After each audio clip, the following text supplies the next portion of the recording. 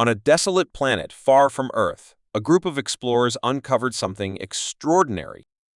Beneath layers of ice and ash, they found what seemed to be the frozen body of a massive creature.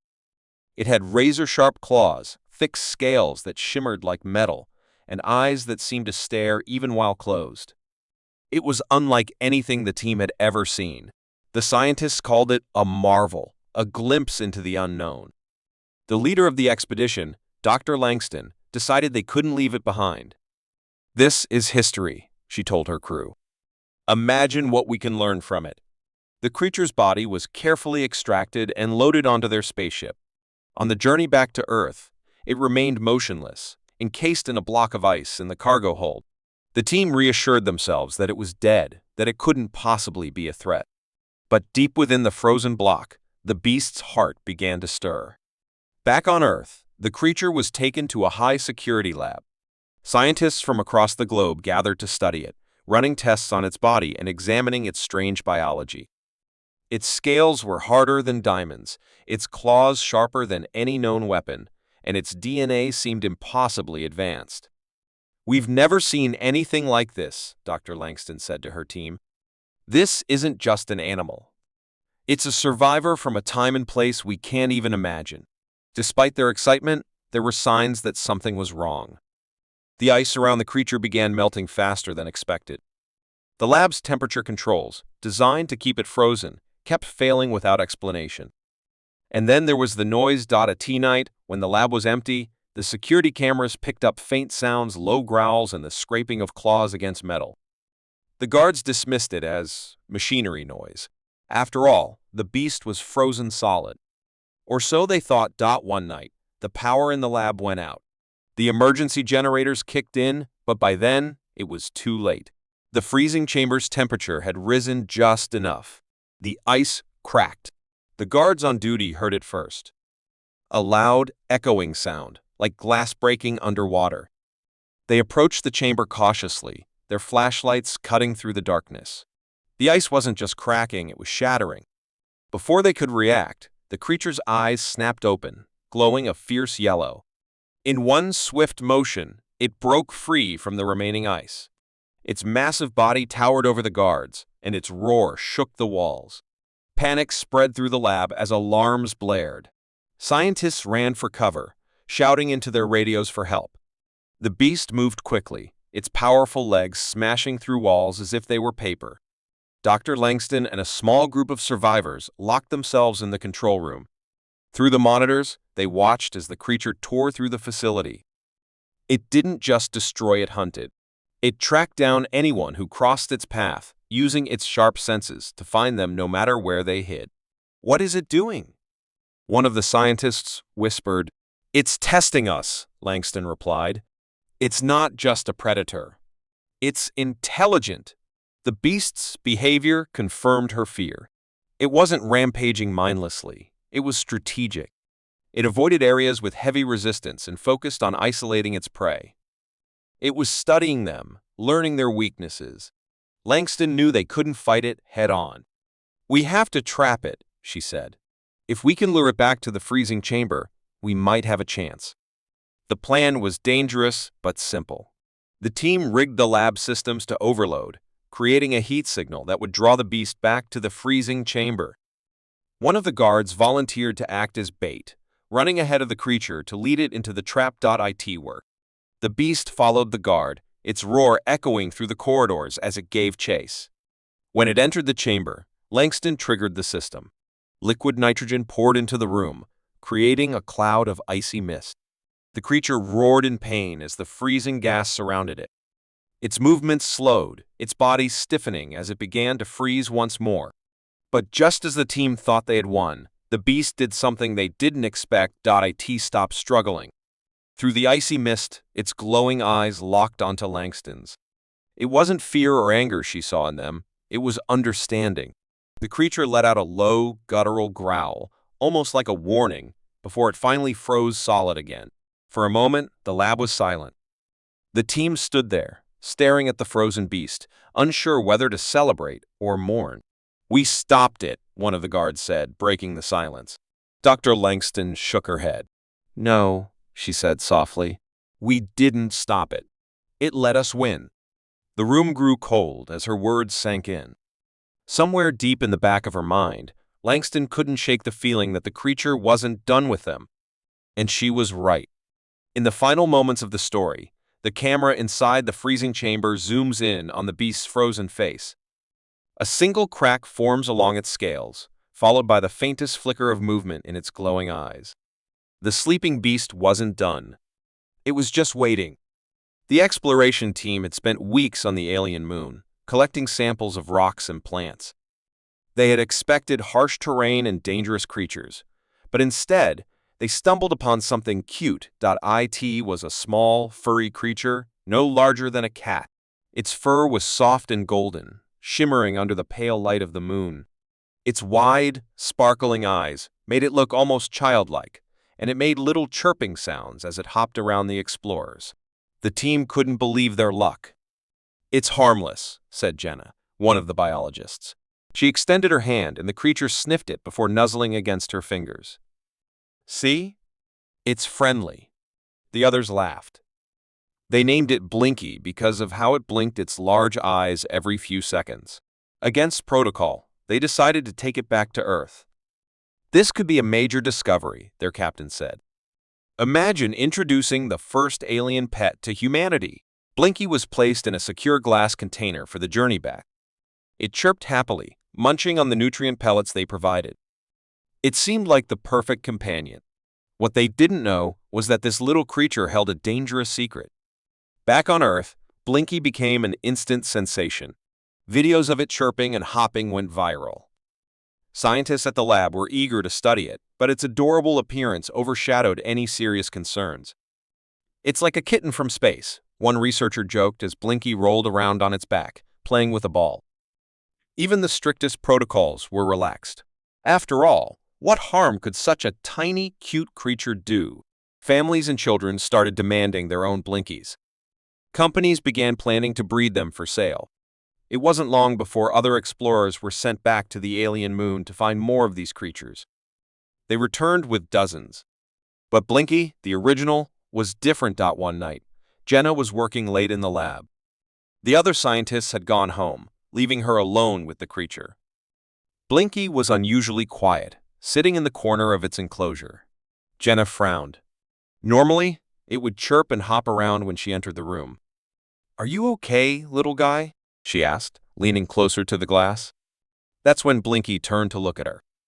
Its eyes weren't wide and innocent anymore. They were dark and focused. For a moment, Jenna felt a chill run down her spine. Suddenly, Blinky's body began to change. Its fur bristled, and sharp spines emerged from its back. Its teeth, once small and harmless, grew long and razor-sharp. Jenna stumbled backward as Blinky let out a low, guttural growl. Before she could react, the creature leapt at the glass. The impact shattered the supposedly unbreakable material. Jenna screamed as Blinky lunged at her. The next morning, the lab was in chaos. Jenna was missing, and Blinky was gone. The security footage showed the creature escaping into the city. It no longer looked like the cute alien everyone adored. It had grown larger, its body lean and muscular, with claws that could tear through steel. Reports of strange attacks began pouring in. People described seeing a golden monster lurking in alleyways and shadows. Victims disappeared without a trace, leaving behind only claw marks and splatters of blood. The other Blinkies, brought back from the moon, began to change as well. They shed their soft fur, revealing scales underneath. They grew in size and started attacking the scientists who had cared for them. "What have we done?" The captain of the original team said, horrified. "We brought them here. We thought they were pets, but they're predators." The government quickly declared a state of emergency. The creatures were multiplying, and their ability to blend in made them even more dangerous. During the day, they would shrink back into their harmless, fluffy forms, tricking anyone who approached them. But at night, they revealed their true nature, hunting in packs and leaving destruction in their wake. Jenna's colleagues discovered the truth too late. The creatures weren't just predators, they were part of a hive.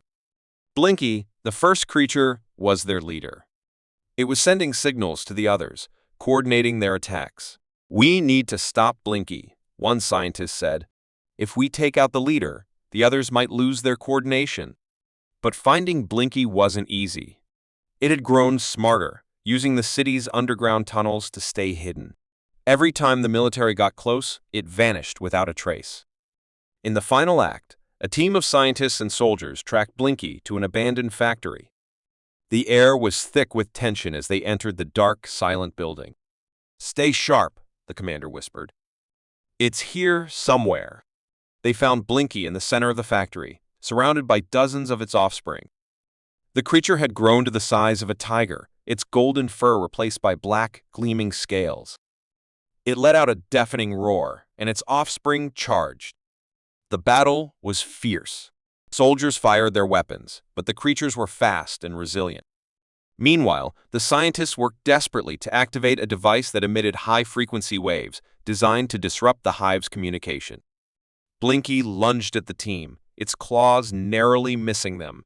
One soldier managed to distract it, giving the scientists enough time to activate the device. The air filled with a piercing sound, and the creatures froze, screeching in pain. Blinky thrashed violently, its glowing eyes fixed on the team. With one final, furious roar, it collapsed to the ground. The other creatures followed, their bodies falling limp. The city was safe, but the victory felt hollow. The scientists knew they had made a terrible mistake bringing the creatures to Earth. As the team packed up the lab, one of them noticed something chilling, a small, golden egg hidden in the debris. It was pulsing faintly, as if waiting to hatch. And deep in the shadows, something chirped. The cargo ship's starlight drifted silently through the endless void of space. Its crew of 8 were seasoned travelers, accustomed to long, quiet journeys. They hauled valuable resources between distant planets, their lives revolving around routines and maintenance. But on this trip, they stumbled upon something they shouldn't have. "Captain, there's something on the scanners," said Bailey, the navigator, staring at her screen. "It's a pod. Looks abandoned." Captain Arlo leaned over her shoulder, frowning. The pod was metallic, small, and spinning slowly in the darkness. It didn't match any known designs. No distress signals. No markings. "We're not salvagers," Arlo muttered. "But it could be valuable," interrupted Kane, the ship's engineer. "Or dangerous. We can't just leave it here." Reluctantly, Arlo ordered the pod brought aboard. It was sealed tight, and no one could figure out how to open it. After hours of trying, Kane finally managed to crack it open in the cargo bay. Inside was a strange, leathery, egg-shaped object. It pulsed faintly, as if alive. "What is it?" whispered Tessa, the ship's medic. "Whatever it is," Arlo said firmly, "it stays in the containment bay. No one touches it. We'll report it when we reach the station." But by then, it would be too late. That night, strange things began to happen. The crew heard odd noises, scraping, clicking sounds echoing through the ship's halls. They assumed it was the usual creaks of the aging vessel. Bailey was the first to notice something wrong. As she checked the cargo bay cameras, she saw movement. The egg had cracked open, and something had emerged. "Captain, we have a problem," she said, her voice shaking.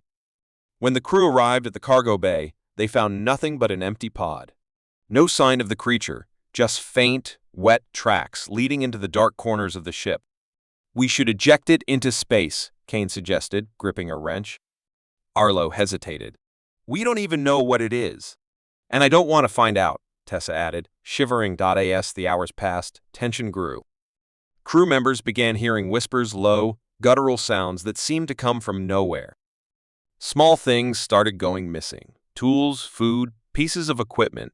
Then came the first attack. Lewis, the ship's mechanic, had gone into the engine room alone to check on a malfunction. When he didn't return, Arlo sent Kane to find him. Kane found Lewis slumped against the wall, his face pale, his body covered in strange, deep scratches. "It came out of nowhere," Lewis whispered weakly. "It's fast. It's strong." "What is?" Kane asked, but Lewis passed out before he could answer. Panic spread through the crew. They armed themselves with whatever they could find: wrenches, pipes, and a few old plasma pistols. But they weren't prepared for what they were dealing with. The creature revealed itself during dinner. It was tall and thin, its body covered in dark, shiny scales that reflected the dim lights of the mess hall. Its limbs were unnaturally long, and its eyes glowed a sickly green. The crew froze in terror as it moved toward them, hissing softly. "Run!" Arlo shouted, breaking the silence. They scattered, fleeing down the narrow corridors of the ship. The creature chased them, moving with horrifying speed, its claws tearing through metal like paper. The crew regrouped in the control room, barricading the doors. Tessa treated Lewis's wounds while Bailey worked frantically to check the ship's systems. "We can't stay in here forever," Kane said, pacing. "No, but we can trap it," Arlo replied. "We lure it into the airlock and eject it into space." Bailey hesitated. "Captain, there's something else. The pod, it wasn't a transport. It was a prison. Whatever this thing is, someone was trying to get rid of it." "Great," Kane muttered. "Now it's our problem." The plan to trap the creature was dangerous. Arlo and Kane set up a series of baited traps to lead it toward the airlock.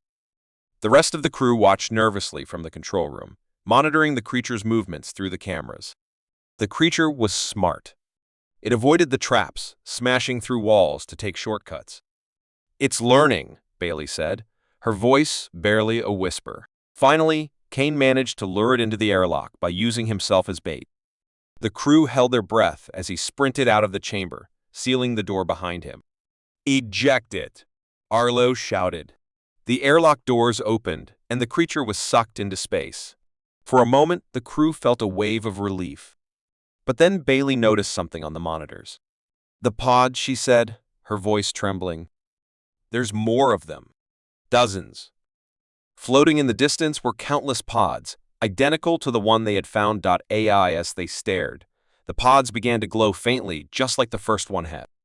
One by one, they cracked open. And then the creatures began to move.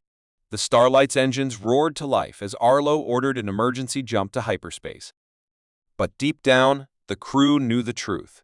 The creatures weren't just aboard their ship, they were spreading, moving from pod to pod, planet to planet. The forgotten cargo wasn't forgotten anymore. It was awake, and it was coming for them all. The facility was buried deep beneath the Earth's surface, far from prying eyes. Officially, it didn't exist. Only the most brilliant and reckless scientists worked there. Their experiments focused on pushing the limits of biology and physics. Dr. Alara Marsh was one of them. She had always believed in science's power to transform humanity, but even she was uneasy about Project E-17. "It's not ready," she told Dr. Hayes, the project's lead. "It's more than ready," Hayes replied, his eyes gleaming with ambition. "This is the future. The first synthetic organism that can adapt to any environment. It will change everything." Alara looked at the containment chamber. Inside, a dark, pulsating mass sat under heavy glass. It didn't look like the future to her. It looked alive. 2 weeks ago, the organism had been no larger than a pebble. Now it had grown to the size of a basketball, its surface shifting and rippling as though it had a mind of its own. "Why is it growing so fast?" Alara asked during a meeting. "It's designed to adapt," Hayes said confidently. "The more stimuli we give it, the more it evolves. And what if we can't control it?" She pressed. Hayes smirked. "That's why we built the containment chamber." But Alara wasn't convinced. That night, alarms blared through the facility. Alara bolted out of bed, grabbing her ID badge and lab coat. Scientists and guards ran past her, shouting over each other. "What happened?" she asked the technician. "The containment chamber. It failed," he stammered. "The organism, it's loose." Her stomach sank. She raced to the control room, where Hayes was barking orders. "Seal off Section 4. He shouted. "No one goes in or out." "What's going on?" Alara demanded. Hayes didn't look at her. "It escaped into the air ducts." "We're tracking it now." Alara stared at the monitors. The organism was moving rapidly through the facility, its shape constantly shifting. One moment, it looked like a black mist, the next, like a writhing mass of tendrils. "It's learning the layout," she said, horrified. Within hours, The organism had adapted to the facility's defenses. It absorbed bullets and shrugged off flames. The security team tried to corner it in a storage room, but when they entered, it was gone. "What do we do now?" one guard asked, panic in his voice. "We contain it," Hayes insisted. "We're not abandoning this project." "Contain it?" Alara snapped. "It's not an experiment anymore, it's a predator." The organism's first attack came in the cafeteria. A group of technicians had been huddled there, too afraid to move. The lights flickered, and the room went silent. Then, without warning, the organism dropped from the ceiling, its tendrils lashing out. Screams echoed through the halls as it dragged its victims away. Alara watched the security footage in horror. The organism wasn't just killing, it was growing larger with every person it consumed. "It's feeding," she whispered. Desperate to stop the creature, Hayes devised a risky plan. "We'll lure it into the reactor room," he explained. "The heat and radiation will destroy it." "And if it doesn't?" Alara asked. Hayes didn't answer. The team set up traps, using sound and light to draw the organism toward the reactor. It worked at first. The creature followed the bait, its massive, shifting form slithering through the halls. But just as they were about to seal it inside the reactor room, the organism stopped. It hesitated, as if sensing the trap.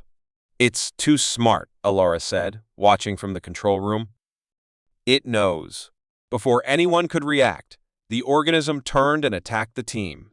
Chaos erupted. Guards fired their weapons, but it was no use.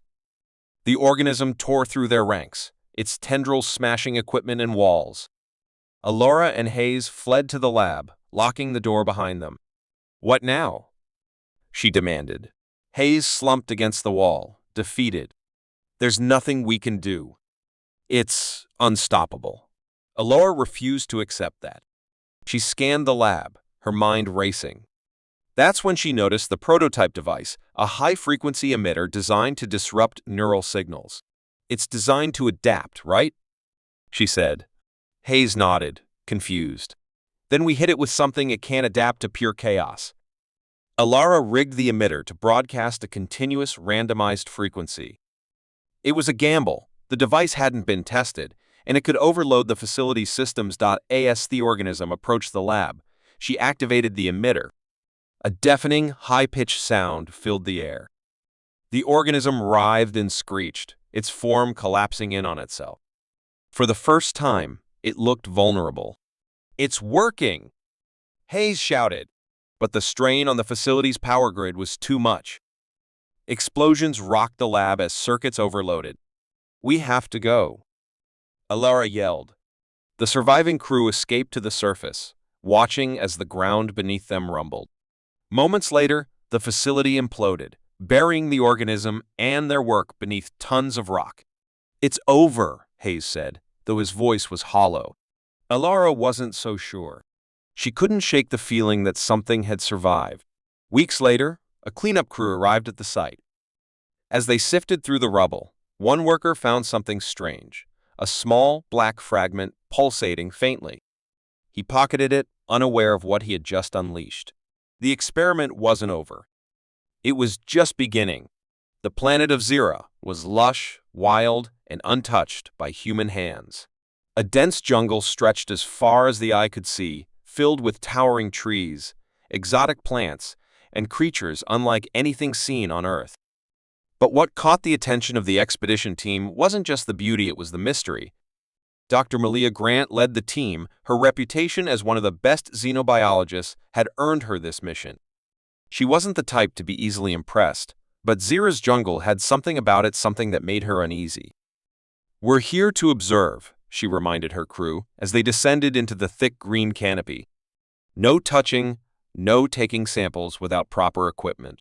"Understood," replied Sam, the lead engineer, as he checked his communication device. "Why not?" asked Derek, one of the younger scientists, his eyes wide with excitement. "I mean, look at this place. We might discover something no one's ever seen before." Malia shot him a sharp look. "Exactly. And we don't want to be the ones who make the first mistake." The first signs of something wrong came on the second day. The team had set up a small camp near a bubbling stream, surrounded by the sounds of the jungle's wildlife. But the usual songs of birds and insects seemed distant, replaced by a strange, low hum that vibrated in the air. "It's probably just a natural sound," Sam suggested, shrugging as he adjusted a piece of equipment. "I don't know," Malia said, her gaze shifting to the jungle's edge. "It feels wrong, like it's watching us." At night, they all slept fitfully, the hum growing louder and more unsettling. And then, early the next morning, they found something they couldn't explain. A massive tree at the edge of their camp had fallen, its roots twisted and shredded, like something had torn it from the ground. But what alarmed them most wasn't the destruction, it was the fact that the tree seemed to be alive. The bark was moving. "What is that?" Derek asked, pointing at the wriggling mass.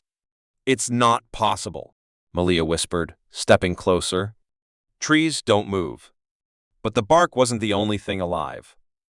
Beneath the tree, something seemed to be shifting, slithering, as if the very ground itself was alive. Suddenly, the ground beneath them trembled, and the trees around them groaned. The entire jungle seemed to shift. "What is this place?" Sam asked, his voice low.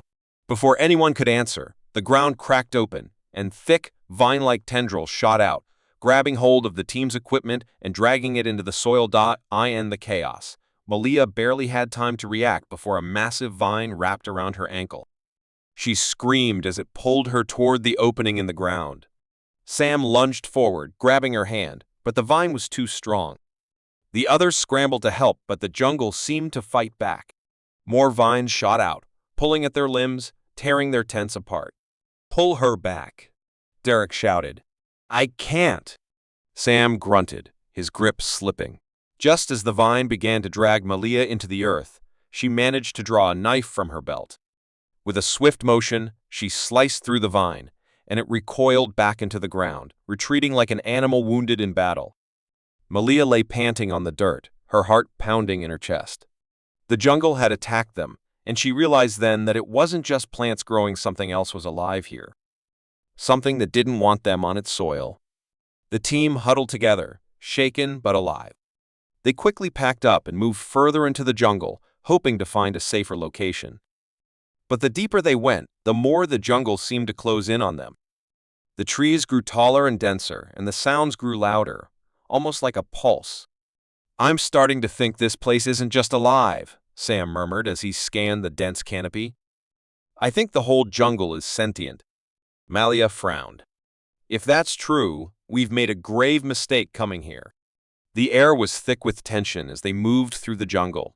The leaves above them seemed to whisper, and the ground beneath their feet felt alive, shifting with every step they took. The next attack came without warning. The ground beneath Derek gave way, and he screamed as he fell into a pit. "Derek!" Malia cried, rushing forward. But when they reached the pit, there was no sign of Derek. Only the thick, writhing roots of the plants creeping up the sides of the hole. "Where did he go?" Sam whispered. Malia scanned the area. "The jungle. It's feeding." They all stood there in horror as the plants above them seemed to throb and pulse. The jungle was alive, yes, but it wasn't just plants. It was an entire ecosystem that preyed on anything that entered. They tried to run, but the jungle had other plans. Tendrils shot out from every direction, surrounding them. The air grew thick with the sound of rustling leaves and groaning wood. "We need to get out of here," Malia shouted, but every step they took was met with resistance from the living jungle. In a moment of desperation, Malia made a decision. "We need to burn it." "But it's too dangerous," Sam protested. "If we don't, we'll end up like Derek." She snapped, pulling out a flare from her pack. She threw the flare into the thick mass of vines, and immediately the jungle responded. The trees shook violently, and the ground beneath them seemed to tremble. The flames spread quickly, but the jungle fought back. It wasn't just burning, something was fighting the fire, wrapping around the flames and trying to put them out. It was alive, and it wasn't letting them escape. With nowhere left to run, Malia and her remaining crew made a final push toward the extraction point.